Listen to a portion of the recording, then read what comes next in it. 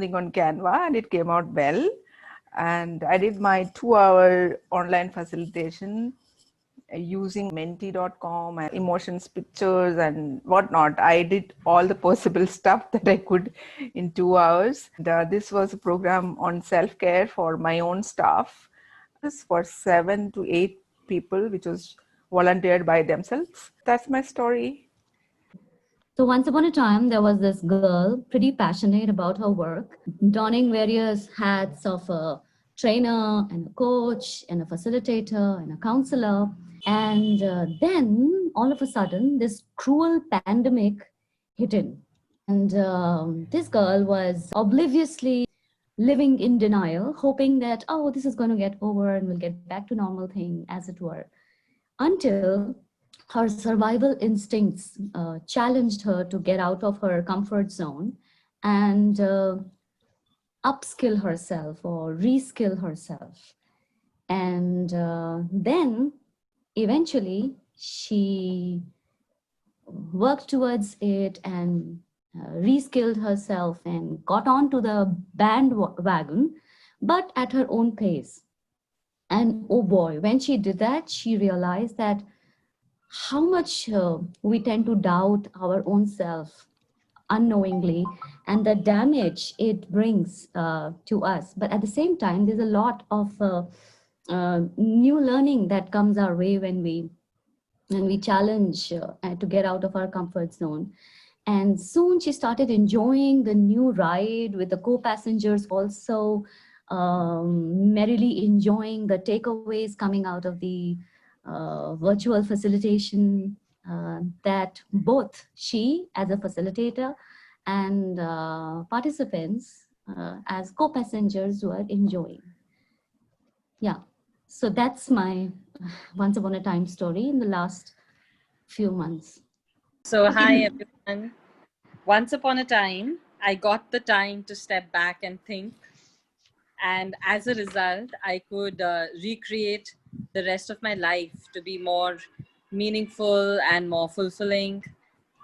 And I got time, once upon a time, I got the time to breathe, slow down, reflect, understand, write, and just be. And I wish that I would take out this time more often. So that's my once upon a time. So once upon a time, I always used to wonder what it would be like if I actually put on the facilitator hat when I was with my family. And it always remained a wonder for the longest of times. Thanks to Corona and being pushed to doing this online, the facilitator in me showed up, with a lot of confidence in the family. We had, I think, 3 very beautiful family get-togethers online. I think it was the first time that ever happened, that all of us were together and each of us spoke and we shared and we cried and we laughed. What Sanjeev said about connecting in a disconnected world.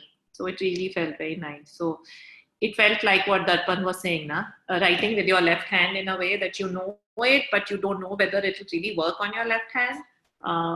But I think it was just fun to do it, and to see the result was just so beautiful. And I realized that there was really nothing to fear.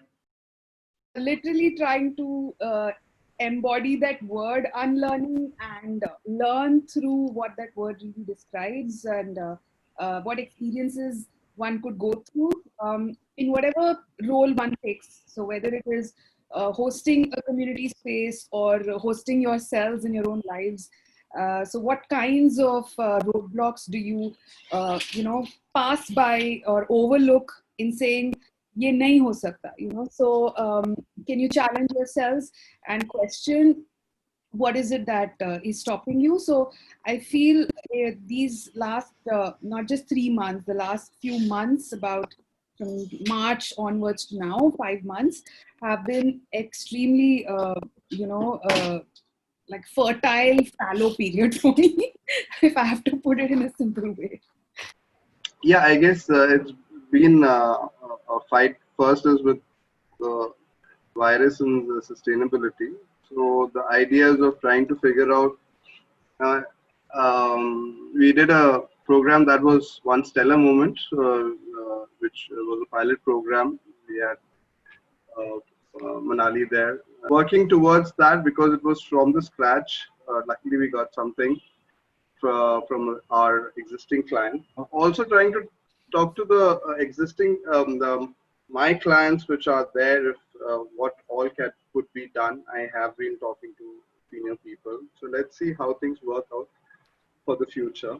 But that has been the groundwork which has been happening. Everybody is in kind of water which is doesn't have a bank. So Rohi kare ja rahe abhi in the what I wanted to say.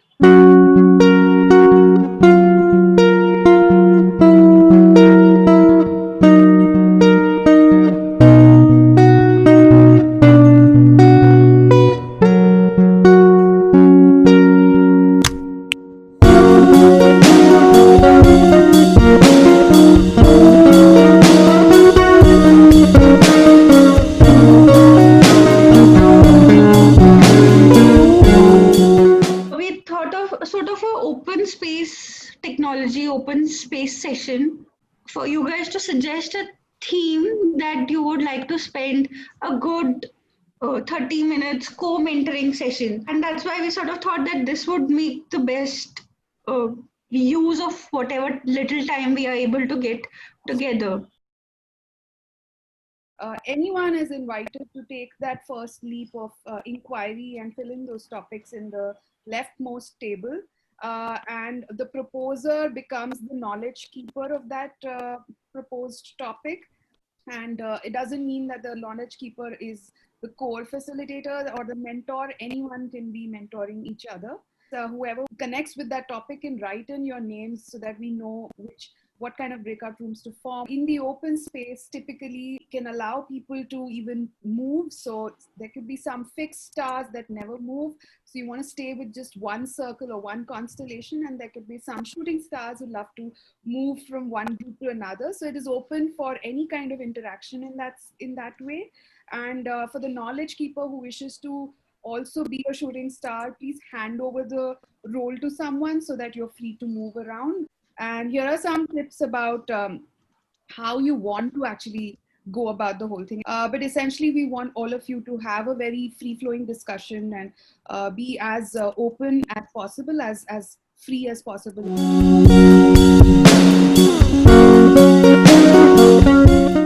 Two or more people, that becomes a group. Because we can't go to the room if you're on a tablet or on a phone. So what we'll do is we'll all make you co-host with. One room is about adapting to online facilitation. The other room is about this black hole. We have 4 rooms, Sanjeev, as of now. Adapt online, business of facilitation, collaboration, partnerships, and the black hole. 2 people want to do the harvesting and sense making also, na? Simran and Preeti. Yeah. So then do 3 rooms. I mean, the other rooms, if they have one person only, there is no room. No, but if there are 2 people who want to have a conversation about a topic, I guess that's fine. Na? Yeah. You don't have if to. There are 2 people, that's fine. Just create the rooms, put us in the rooms. We will shift wherever we see the topics. Okay. Because we are co-hosts, right?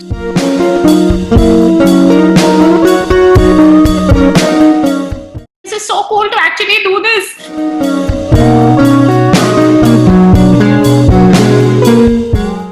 Soft skills training. So this person has to go and do and is doing 15 of these things. They have to deliver it in a way what they're concerned about is getting people to engage with it.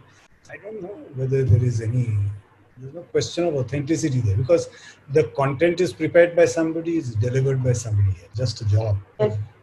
The largest number of trainers, as we call them, or facilitators, are actually doing what I'm describing to you. That's the livelihood. Yeah, absolutely. You're right. You may have put on the greatest show, but it didn't really lead to something because you feel that responsibility or care that you hold for that space. Na? So I think the deeper you care, the more it hurts. And you need that help to bounce back. And I feel therefore the power of co-facilitation for me has been the greatest asset to bounce back quickly from a bad experience, right? Because as a cohort you can work with and you can scream and shout and say this did work and why did this work. But if you're alone, then it can be very tough. So as an advice for people who are doing single facilitation, always have a buddy or mentor who you can talk to after the experience. So you have someone to voice and chat with to process all that you're feeling. reminds me the post facilitation reflections that we had thought of, holding a space for, is something still on my mind. That is something very close to my heart. Somewhere I, as an independent consultant, do sail in that boat. I want to discuss how did it go and what went well and what were my moments of truth and magic moments, or something that, like you said, like a black hole or a blind spot. They keep coming in my mind and I keep ruminating. But one thing I do for sure is that I work very closely with the client team. Um, After every session. So we discuss all these, but then again, there is always a difference in how business looks at facilitation and how we facilitators look at facilitation. So Preeti, we should plan a pop-up night in the next week or two. Chal. हाँ करते हैं. Brief one or two important points that surface that we can all listen in from each of the constellations here. So in the adapting online, there was just Cincy, me and Nalini. Briefly, we just shared, Cincy talked about her experience of facilitating that 2-hour session on self-care and how she's excited about using new tools. And I think she was most surprised because her interest is to see how you can tap emotions and how you can make it easy for people to share what they're feeling. And she found the usage of emojis and pictures being very useful in helping people share their feelings. And she felt that it was easier to put together this 2-hour session, and she enjoyed this in a way more than even an offline space, which would have required a very different level of preparation and experience. So that was her, and she was looking now for the next level of technology tools she could use for her session. So I suggested Jamboard and Padlet and few others that she can use, and we talked about how it's not about the tools also sometimes, but about the right use of tools, because our recent experience was we used a Menti for something which really wasn't suitable. So sometimes we want to pack in too many tools, but which tools are most appropriate for which kind of conversation. And the good part about technology could be that you can use it also as a pre-work to the session itself to collect thoughts and ideas before, so it helps save time. And Nalini had two interesting issues. One was about the network, what do you do when there are network issues? And then secondly, if you have a free Zoom account, then how do you move over the 40-minute limit? And there the suggestion was that I have seen that some groups do that they share 2 links in the beginning already. So first 40 minutes, link 1, 40 minutes, link 2. And network issues, we said they just keep it less technology heavy. Don't keep it too heavy then, because that will take bandwidth. Don't share videos, share screen should be less and all that. And at the same time, people who are not showing videos because of network issues, check in with them personally by chat or something, so you know that they are there and engaged.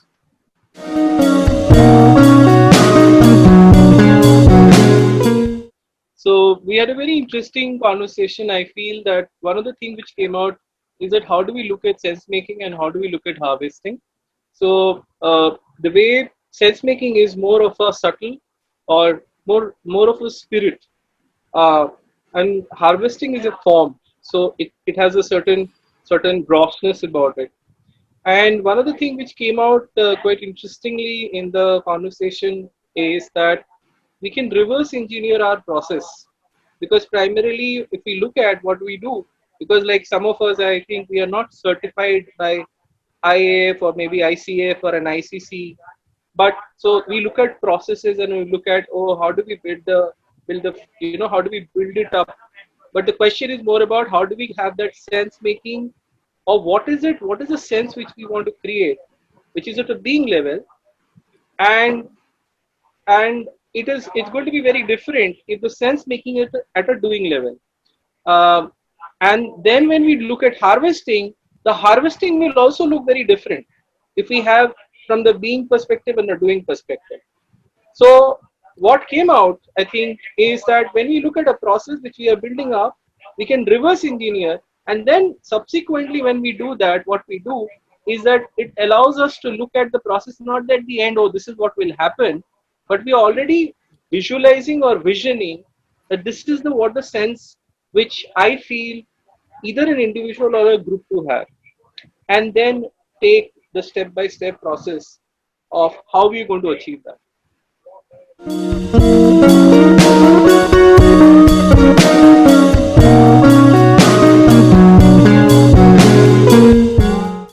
focuses on the business of facilitation.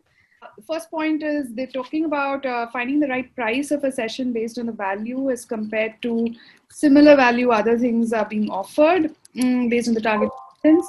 Second is, okay, this is something you guys have to explain because it's talking about contribution brackets, how they work, discovering what this bracket might be. And third, inviting individuals versus collaborating with organizations, different benefits for both. We're discussing pricing as something where if you did an open program and you invited people, you have an option where you don't need to fix the price. You can ask people to pay what they think they want to pay, depending on what it is that you offer at the end of it. We did try this right in the beginning.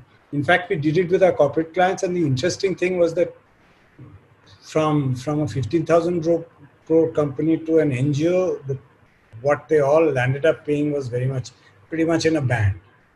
So that was the point made. And also there's somebody who's doing e-plays and raising money and says that you see the play and you pay at the end of it what you think you want to pay. And he discovered there were two bands, the NRIs pay a particular amount and Indians pay a particular amount, all within a band. So, price is discoverable through this process as well. So that was the point about that. And the other point was about individuals versus corporates, that you can go, if you're looking to do a program, you can do it for individuals or you can do for corporates. You have to decide what it is about. And what you can expect to get paid would be different depending on which